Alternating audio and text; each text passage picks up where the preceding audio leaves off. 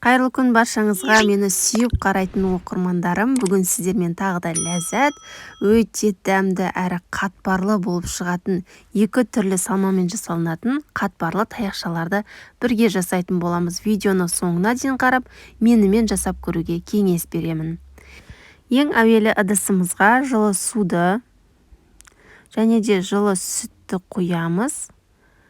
Жұмыртқамызды салып, тұз бен жұмыртқамыз біркелкі болып араласқанша венчиктің көмегімен араластырып аламыз.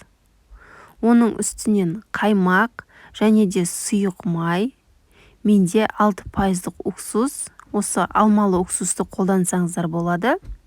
6% уксусты қолданып, үстінен сармайымызды саламыз.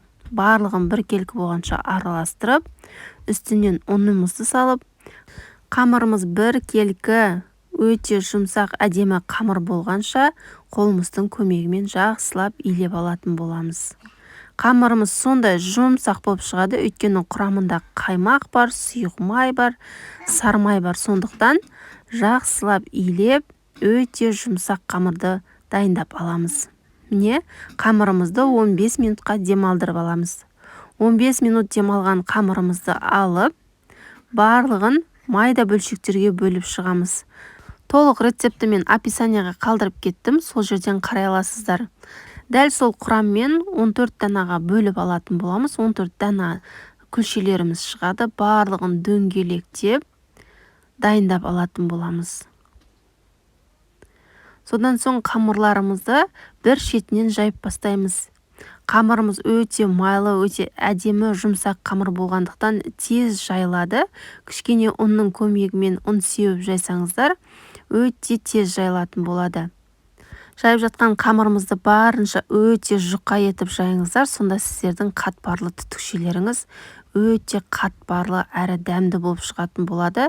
Ең бастысы қамырды өте жұқа етіп жаю керек. Көріп тұрғандарыңыздай, тіпті астындағы суреті көрініп тұр. Осындай жұқалықта барлығын жайып алуымыз керек. Осы жайған қамырымыздың үстінен ертілген сармаймызды толығымен барлық жеріне тигізіп жағып шығатын боламыз. Және де екі шетін түзу етіп кесіп, артық қамырды үстіне қойып жіберсеңіздер болады. Екінші қамырымызды алып, дәл осы қамырдың үстінен қоямыз. Тағы да үстінен сармай жағып, тағы да артық жерлерін алып, үстіне қойып қойсаңыздар болады. Бізде сонда әр қабаттан екі-екі қамырды жайып, дәл осылай жинайтын боламыз. Менде бірінші салма сүзбе және де укроп қостым. Екеуін жақсылап араластырып, қатар ұзынша етіп қойып шығасыздар. Бұл бізде бірінші салма. Содан соң қолымыздың көмегімен кішкенен туралап, дәл осылай орап шығасыздар. Бізде қамырымыз екі қабатты болған соң қатпарлы өте керемет болып шығады. Барлығын дәл осылай жайып шығамыз. Қамырды мүмкіндігінше, ең бастысы тағы да айта кетейін, өте жұқа етіп жайып алыңыздар. Бізде екінші салма, ол картоппен, яғни картоппен пиязды өте майда етіп турап, және дәміне қарай тұз бұрыш салып, екінші салмасын дайындадым. Бұны да дәл солай қамырымызды жайып, үстінен май жағамыз, және де артық жерін түзулетіп алып аламыз. Тағы да екінші қамырымызды қойып, дәл солай жасап алатын боламыз. Және картопты начинкасын салып, барлығын түзулеп, қолымыздың көмегімен екінші салмамызды дайындап аламыз. Әркімнің өз қалауы бойынша, мен балдарыма картопты таяқшалар ұнады, өзіме сүзбелі таяқшалар өте қатты ұнады. Барлығын табамызға жайғастырып, үстінен қарапайым сұйық майымызды жағып шығатын боламыз. Және де қызып тұрған 180 градуста пешіңіздің ыңғайына қарай қызарғанша пісіріп аласыздар.